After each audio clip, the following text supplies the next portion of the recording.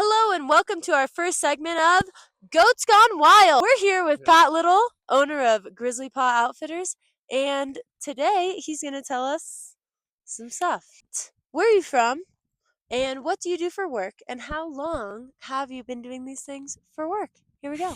I originally from Reno, Nevada. I was born in Reno, but I moved around a lot when I was younger. Ending up in New England, northern New Hampshire, but I've lived in Montana now for 25 years. Went to school at the University of Montana and kind of found my calling in the adventure, outdoor enthusiasm about 16 years ago. Awesome. Yeah. Awesome. That's great. So, this past winter, you did our powder prep training program. How did that get you prepared for being a ski patroller this season? Even though the snowpack hasn't necessarily been amazing. You know, that class did a lot for my lower body, legs, core, which when you're ski patrolling is huge. Running toboggans on steep terrain here at Discovery. We're in Berkeley, which is a blue right now, but we have double black diamonds on the backside, which can be powdery, icy, chunky, and having strength in the legs and strength in your core is super important. So that really helped me. It got me when you start skiing in the season, it comes out pretty quick that you didn't work out, and I didn't feel that this year. I felt strong right from the get go. That is awesome. I love to hear that. Um, can you share a specific moment in the field that your gym training really directly impacted your performance or maybe safety? Yeah, so earlier this year we went on exchange to a couple other resorts, one of them being the Yellowstone Club, and we were able to go hit some chutes and open some terrain that wasn't yet open. And I was able to ski very strong through some stuff that had no bottom to it and was hitting a lot of rocks. So I felt like I was skiing really good in really bad conditions. So that was the time I was like, that powder prep class really brought it around for me.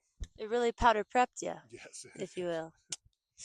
Um, what does a typical day look like for you as a ski patroller and then also as the owner of Grizzly Paw Outfitters? Yeah, typical day on ski patrol is kind of variable depending on like how much snow we have, what the conditions are like. So I could open up Anaconda and be on post and have a pretty lax schedule, or we could get calls right out of the gate, or have to go close a bunch of stuff, or ski cut on the backside. So it could be light or heavy, and just having the ability physically to go out there and know that my body can match that demanding workload.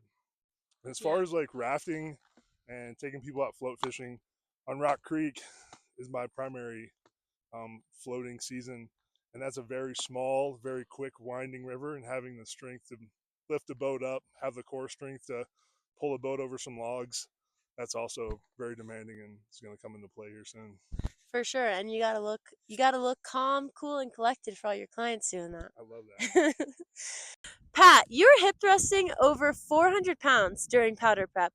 How has growing a fat ass really helped you in your jobs as a ski patroller and a mountain guide? Well, even today, I had help run a toboggan, and when you're running those, it's a lot of core strength, and you're using a lot of that like thrusting movement because you're in in the horns, and it's important to have to pull someone through some of the sticky snow, or get a lot of speed and carry through the flats on some of that. So having a fat ass is really important. Very sure. You heard it here first, folks. Having a fat ass, number one key to ski patrolling. All right, here we. What are the most common physical challenges you face in your guiding company, and how do you prepare for them? Um, you know, some of the most common stuff is kind of what I mentioned a little bit earlier, was just rowing really tight, narrow stuff, but then also lifting boats up and onto a trailer on a steep embankment.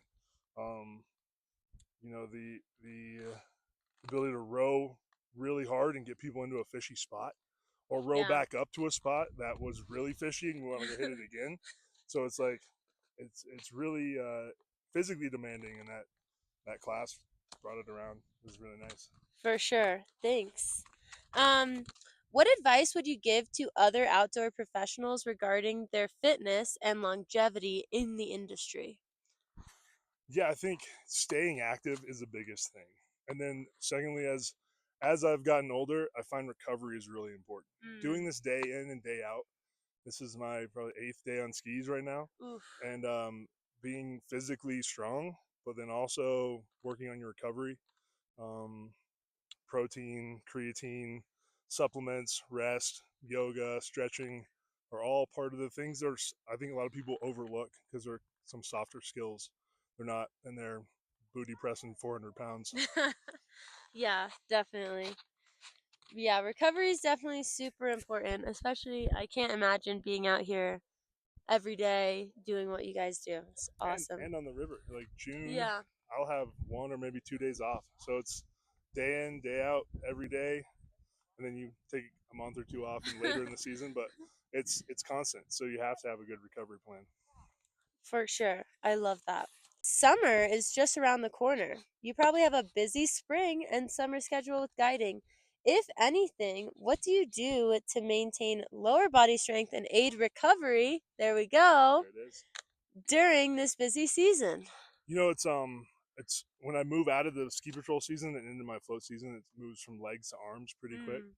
But I try to do type 2 cardio. Nice. Just low runs, long distance runs. Yeah. 4, 5, 6 miles when I can. But then you have to get up and float again the next day. Yeah. So, Super which is actually demanding. it is. But when you're wade fishing, Yeah. you get to ice the bottom part of your half, which is really nice. That is really nice to get some swelling done and get some recovery done. So For it sure. all plays out. 2 birds, 1 stone. Yeah. Guiding is about more than just the route. What's an adventure story that isn't about the summit, but a moment that made you say, "This is exactly why I do what I do"? You know, there was I was just recently in Oregon on a big yurt trip, and it was really warm and not good skiing. So we did a huge tour, and I was with some people who are distance runners, ultra marathoners, and I am not that. I am not a distance runner or an ultra marathoner, but we did a huge tour, 2 summits. It wasn't anything super technical. Like I feel any beginner backcountry skier could have done that. But it was something I didn't feel tired after, and it's because I've been working out and staying active. Yeah. It's been a huge play in that. Yeah. Yeah. That's awesome. All right, we got some rapid fire for you. Okay. Funniest encounter as a ski patroller? So a couple years ago, there was a Teletubby that was being skiing around and being quite rude to the lifties. Oh, so, no, a rude Teletubby. I know you think it would be the opposite. They're pretty happy-go-lucky people, from what I understand. But I had to find the Teletubby and tell him to calm down a little bit, and that was probably one of the more memorable, funny times because he was a little sauced up as a Teletubby. Ooh, damn, a saucy Teletubby. That's not what you want. Craziest place you've ever peed in nature? So I was skiing a pretty gnarly chute back over in the Pintlers. You can almost see it from here. And Shout out the Pintlers. Shout out the Pintlers right over there. There's a little chute on Little Rainbow Mountain. You can see Looker's right. And I really had to pee. And I didn't pee at the top because it was so windy. Oh. So I stopped in a little rock garden about halfway down. Very steep. And I peed there. Nice. Yeah. I think that's some NAR points for those of you who know what NAR points are. I don't know what NAR points are. Actually, can you tell us what NAR points are so we can all start counting ours? Yeah, so there's a game called, there's a movie called NAR that features Shane McConkey, and it came out of Palisades, Tahoe. And they, just to make skiing fun again and less serious, they put a bunch of points to certain things. And one of them was peeing in a very awkward place on the Palisades K2 lift line. And we just kind of took that and adopted it a little bit here. I think another one's calling your mom while on a double black diamond. That's good. And naked. And I think in the movie, there's a guy who does it, stops, takes a pee while he's naked, and calls his mom for a bunch of NAR points. I did not get all those, but NAR points, sun points. Yep. All very good. No tan lines. Best backcountry snack? Gushers. Gushers. Hot take, hot take. They're coming back. What song would play in your ski film part? Oh, some Dell 3030. Deltron 3030. Del the Funky on the Sapien. Let's go. And cue the music.